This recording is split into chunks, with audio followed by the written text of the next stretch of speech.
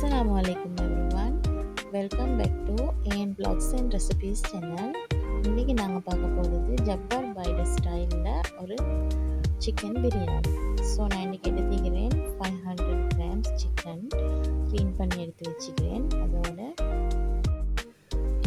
ஒரு டீஸ்பூன் மஞ்சள் தூள் ஆட் பண்ணிக்கிறேன், 2 டீஸ்பூன் சில்லி பவுடர்,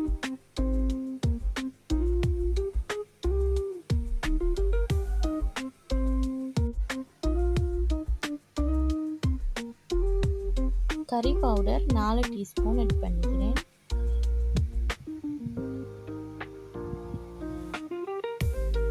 நான் தந்த மெஷர்மெண்ட்லேயே நீங்கள் போடுங்க. 500 கிராம் சிக்கனுக்கு இந்த அளவு நீங்கள் ஸ்பைசஸ் எல்லாம் யூஸ் பண்ணுங்கள்.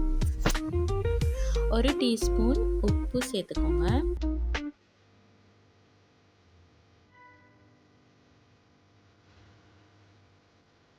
இதோட நீங்கள் 2 டேபிள் ஸ்பூன் தயிர் சேர்த்துக்கோங்க.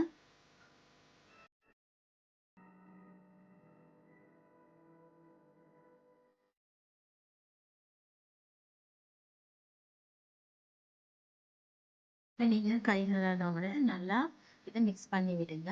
எல்லா இடத்துலையும் மசாலா பட்டு நல்லா மிக்ஸ் ஆகிற மாதிரி மிக்ஸ் பண்ணிவிட்டு ஃபைனலாக நீங்கள் மிளகு பெப்பர் வந்து ஆட் பண்ணி இப்போ நீங்கள் இதை வந்து கவர் பண்ணி மெரினேட் ஆகிறதுக்காக வேண்டி ஒரு 1 hour நீங்கள் இதை அப்படியே ரெஸ்ட் பண்ணி விடுவேன். அதோடு நான் இப்போ பிரியாணிக்கு தேவையான ரைஸை வந்து ரெடி பண்ணி கொள்வோம். ஸோ நான் இன்றைக்கி எடுத்துக்கிறது வந்து கீரி சம்பா. அவங்களுக்கு விருப்பம் தான் பாஸ்மதி ரைஸ்லேயும் செய்யணும். ஸோ இதை வந்து நான் இதை வாஷ் பண்ணி எடுத்து வச்சுக்கிறேன். அதோட ஜிஞ்சர் கார்லிக், ஆனியனை சாப் பண்ணி போட்டுக்கிறேன், ரம்பை மற்றும் கருவேப்பிலை, ஏலக்காய், கருவேப்பிலை, கிராம்பு, நச்சீரகம் மற்றும் தேவையான அளவு உப்பு சேர்த்து தண்ணி ஊற்றி நல்லா நீரை வேக வச்சுக்கணும். இது வந்து நான் சிக்கனை வந்து குக் பண்ணுறதுக்கு இப்போ தேவையானதை ரெடி பண்ணி வச்சுக்கிறேன். ஸோ இப்போ 1 hour அப்புறம் இது நல்லா மெரினேட். ஸோ நான் இப்போ சிக்கன் கறியை ரெடி பண்ணி கொண்டிருக்கேன். 2 டேபிள் ஸ்பூன் ஆயில் எடுத்துக்கிறேன். அதோட ஏலக்காய், நச்சீரகம், ஜிஞ்சர் கார்லிக் பேஸ்ட், சாப் பண்ணி வச்சுக்கிறேன் ஆனியன், கருவேப்பிலை, இது எல்லாத்தையும் சேர்த்து நல்லா ஒரு 5 minutes நீங்கள் லோ ஃப்ளேமில் வதக்கி எடுத்துக்கொள்ளணும். ஸோ நான் வந்து தந்த இன்க்ரீடியன்ஸை வந்து டிஸ்கிரிப்ஷன் மென்ஷன் பண்ணிக்கிறேன். கட்டாயமாக அதை செக் பண்ணிக்கிறேன்.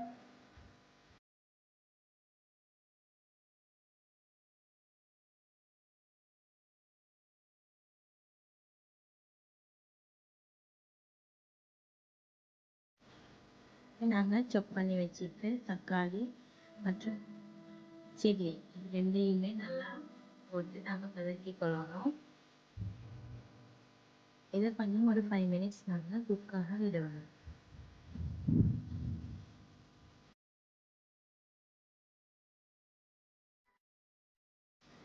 இப்போ நாங்கள் 1/2 டீஸ்பூன் சில்லி பவுடர் ஆட் பண்ணிக்கொள்ளணும் இதோட. ஸோ நாங்கள் ஒயிட்டுக்கே சில்லி பவுடர் ஆட் பண்ணுறதுக்காக அதை வந்து பிரியாணி வந்து நல்லா அழகான ரெட்டிஷாக இருக்கிறதுனால சில்லி பவுடரை இந்த ஸ்டெப்பில் வந்து ஸ்கிப் பண்ணணும். ஸோ இப்போ நாங்கள் மெரினேட் பண்ணி வச்சுக்கிற சிக்கனை வந்து இதோட ஆட் பண்ணி 10 to 15 minutes மீடியம் ஃப்ளேமில் வந்து நல்லா வேக வச்சுக்கோங்க.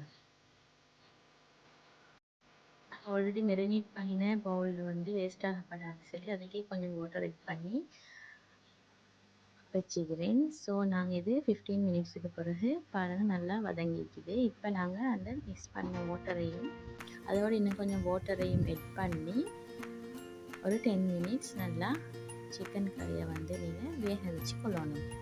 மீடியம் ஃப்ளேமில் வச்சு வேக விடுங்க.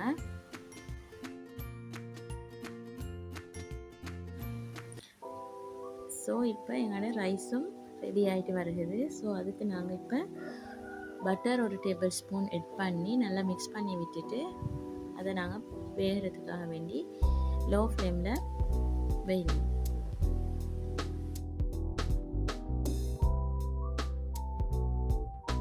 இந்த மாதிரி ரைஸ் வந்து நீங்கள் பிரியாணிக்குன்னு இல்லை, வீட்டுக்கும் நார்மலாக நீங்கள் குக் பண்ணக்குள்ளே இப்படி செஞ்சு கொடுத்தா உங்கள் வீட்டில் இருக்கிற சின்ன கிட்ஸ் வந்து நல்லா விருப்பமாக சாப்பிடுவாங்க.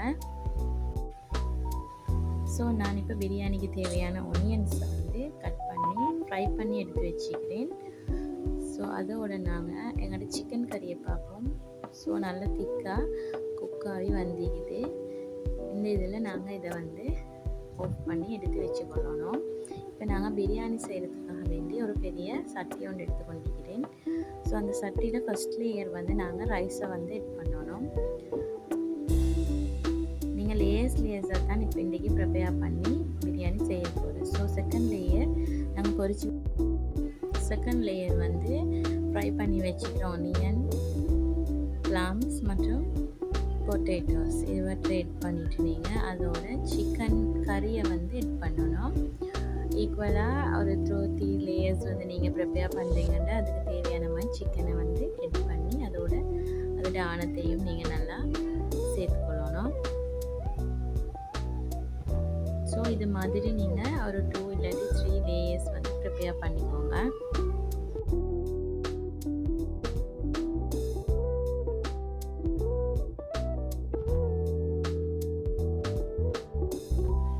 கட்டாயம் நீங்கள் எல்லாருமே இந்த ரெசிபியை வந்து ட்ரை பண்ணி பாருங்கள்.